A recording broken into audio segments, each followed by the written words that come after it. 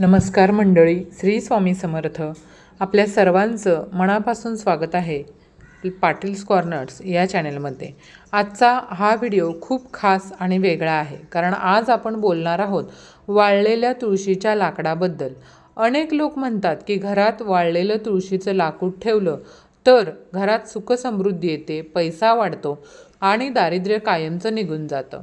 आता काही लोक यावर विश्वास ठेवतात, तर काही लोक याला अंधश्रद्धा म्हणतात.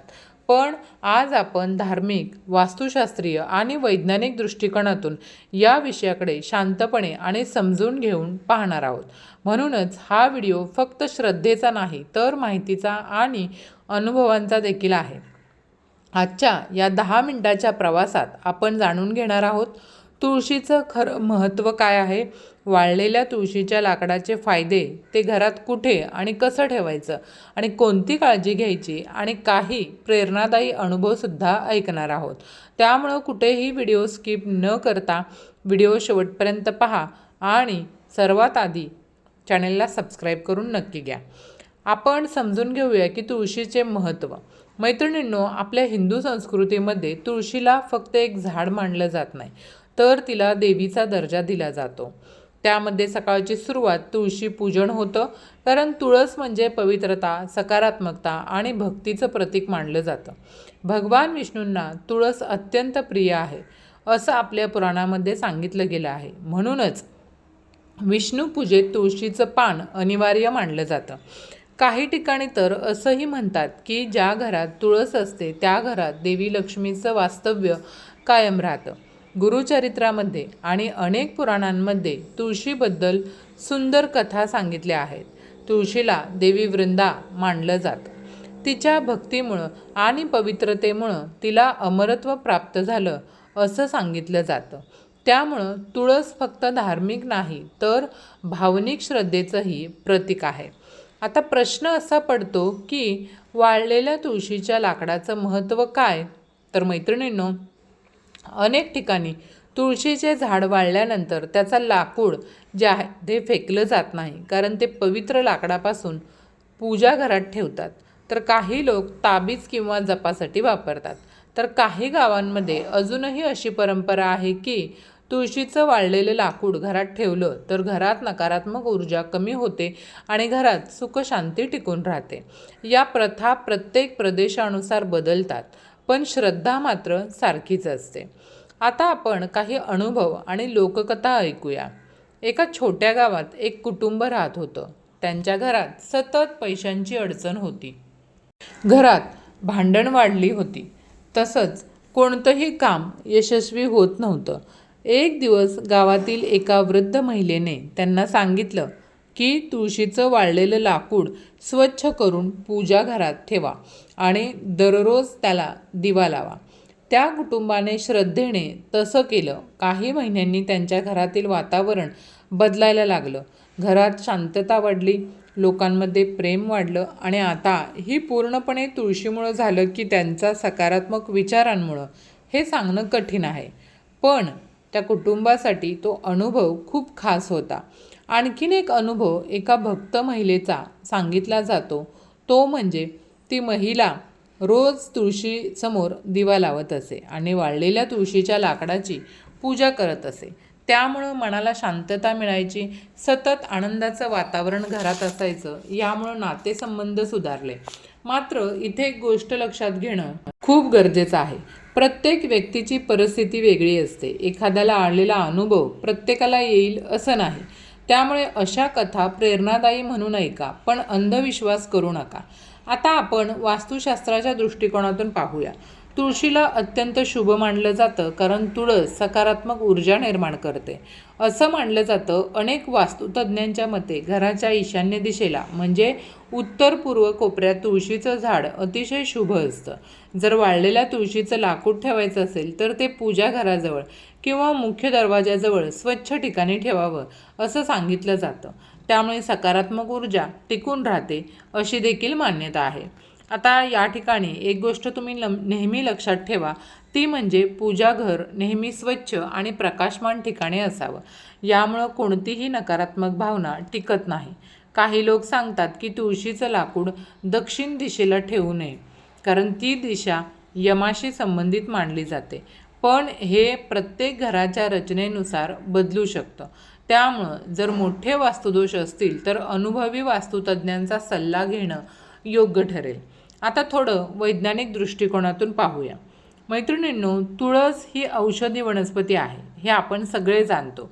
तुळशीमध्ये अँटीबॅक्टेरियल आणि अँटीऑक्सिडंट गुणधर्म हे असतात. त्यामुळे तुळशीचा वापर आयुर्वेदात मोठ्या प्रमाणात केला जातो. काही संशोधनांमध्ये असं दिसून आलं की तुळशीचा सुगंध मन शांत करण्यास मदत करू शकतो. तिच्या लाकडामुळं थेट पैसा येतो किंवा करोडपती होतो. याचा कोणताही वैज्ञानिक पुरावा उपलब्ध नाही. ही गोष्ट समजून घेणं खूप महत्त्वाचं आहे.